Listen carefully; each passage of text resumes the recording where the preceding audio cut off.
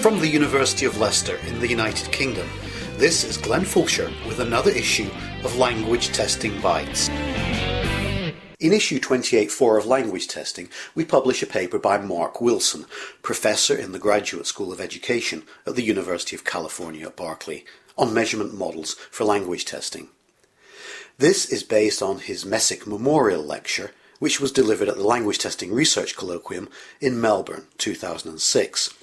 We invited Mark to join us on Language Testing Bites to talk about his work and ideas. Mark, I'd like to thank you for taking time out to talk to the readers of the journal about your paper in issue 28.4. Well, thanks, Glenn. It's a pleasure to be talking to you. It was fun giving the lecture, and it was nice to see it published, and this is an interesting follow-up. Okay. Well, many of the regular journal readers will know what an item response model is, but some listeners to the podcast may not. So, first of all, can you briefly tell us what an item response model is? Sure. It's a mathematical model that relates the student ability to the probability that they will get a particular item right. Now, it's only an approximation to reality, but what we want is a useful approximation to reality. And when it works, it allows us to do some useful things. In some sense, the core of it, the thing I think is most important, it allows us to map the student ability and the item difficulty onto the same graph. Now, in your article, you make a distinction between descriptive and explanatory uses of item response models. Can you explain for us what the difference is between the two, and in particular define an explanatory use? Well, a descriptive model, and really in this context that's a traditional item response model, provides estimates for each item and each person of their location on that map that I just mentioned. Now that's a very useful thing, and we can do all sorts of, especially good technical stuff with that. However, as we move on to explanative models, what they're trying to do is to explain why those locations are where they are, using something that we know about either the person or the item. Some examples of that, like an obvious example that would apply very generally, would be the grade of the student, the year that they're in school. Equivalently, an obvious one for an item might be the difficulty of the words that are inside the item. Okay, can you give us a few examples of the kinds of variables that might be used in an explanatory study, and tell us why the information might be useful to language testers? So, for students, the sort of things that you might find useful in language testing might be, for instance, the ESL status of the students, or something like the gender status. This will help us understand why particular groups of students are giving those particular responses. We can look at it from the other side, from the item side, and we can start thinking about what is it about the design of the item that has made it appear in a particular location. For instance, in language testing, one of the things that might be important for reading, say, would be whether whether the text was continuous or discontinuous. Continuous, of course, being sort of typical prose, but discontinuous being something like when you're reading some sort of tabular display, like a TV guide or something of that nature. Right, and in your article, you provide readers with an example based on data from the International Schools Assessment for Reading. And you give an example of item properties as reading aspect, text format, and text type. And you write, and I quote here, item properties are either manipulated within subject design factors, such as in our example, or they relate to an unplanned variation of the items, which is more common. But isn't it essential for any kind of explanatory analysis of the type you describe that variations are planned and documented in the test specifications? Well, I think what that statement reflects really is the state of the art or the science of testing at this point. I think so far in testing we've been a bit like explorers. We've been sort of describing the geography of learning. You know, we find an item that seems to work, seems to be the sort of thing we want to do, and we make copies of it and we hang on to it, learn how to change it a little bit. But I think really what we're looking for are are theories about the learning, sort of the tectonic plate theory of learning.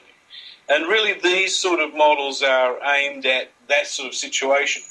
So my comment really related to the fact that at the moment, a lot of tests that are out there, they don't have this sort of deep design built into them. So we can't really expect to see a lot when we analyse them this way. I think we can get hints though, and we've really got to spend some time, I think, working on the hints we get, and then going beyond that and starting off from a design perspective. The second half of the article explains three models: a person explanatory model, an item explanatory model, and a double explanatory model. Can you briefly explain these for us? Sure. So a person explanatory model, this is one that's aimed at explaining those person locations I talked about before in terms of certain characteristics you might have of the persons. And I mentioned a couple just a little while ago. On the other hand, an item explanatory model is going to do the same for the item. It's going to try and explain the location of the item on the map using characteristics of the item. A double explanatory model does both at the same time. And it may also look at interactions between person characteristics and item characteristics. That's really the interesting thing to think about the double explanatory items. And then you get into topics like differential item functioning and so on. Right. And in your discussion of the item explanatory model, you say that the variables of reading aspect, test format and type didn't well explain the variation in the item estimates. This reminds me of the long history of attempts to model item characteristics in this way, including rule space methodology and more recently fusion theory. And all these have failed. Doesn't this really tell us that what we need is better theories of test design before explanatory models can be useful? Or are you more optimistic about what we might achieve using models like these in the future? Well, I certainly do agree that we need better theories of items and of student understanding and of how those get expressed through the items we actually get in the tests. I often think we need sort of the big theories of learning, and we have a bunch of them. But what we don't really have are the sort of theories that take those big theories and then put them in the context of particular items and so on. We don't really have that micro theory. And so I think that's the sort of thing we need to work on. And it really is something that's got to have to do both with the learning theory and the characteristics and empirical and statistical features of items. So that's why I think these models may be helpful. There have been other models in the past, I agree, and I certainly see these models as continuing that tradition. I'm hoping that these are more transparent than those other models. I don't want to go into the details of one model versus another because I don't think that's the point of the paper or this podcast. But I'm hoping that these are more transparent in the way they go from the standard models that we're using today, the IRT standard models, and building out from them. And is there anything else that you'd like to add that you think is kind of important for the readers to know, or things they might want to look out for, things that are going to be coming up in the next few years related to your research and what's going on in this area? Well, we certainly are trying to build these ideas into computer-generated and computer-scored items. And I think there's a lot of possibilities there. You still have to have those basic theories to start off with about the learning that's going to take place. And you still do have to have these sort of, as I said, these micro theories about how the measurement actually works. But I think there are some possibilities of getting more out of it if we can be both delivering and scoring items in an automated way. Can I ask one more question?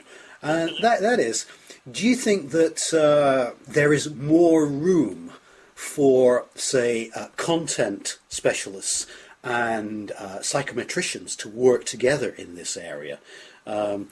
People who are experts in this kind of modelling, together with the people who come from a language background. I think there's a great need for people from those two groups to work together. And I'm hoping that in the future we will start to have people whose expertise span both those areas. Because I think it's nice to be able to put together teams. I think it really takes the integration of the two to make the important advances that we need. And right now, we're not really producing a lot of those guys. Well, Mark, thanks for that last insight. And on that note, I'm afraid we have to bring this issue to an end. Thank you very much for taking part in the podcast and for sharing your knowledge and research with us. Well, thanks, Glenn. I enjoyed speaking, or having the opportunity to speak directly to the readers. It's an unusual approach, at least in the sort of areas I publish in, and I think it's a real good idea. Thanks.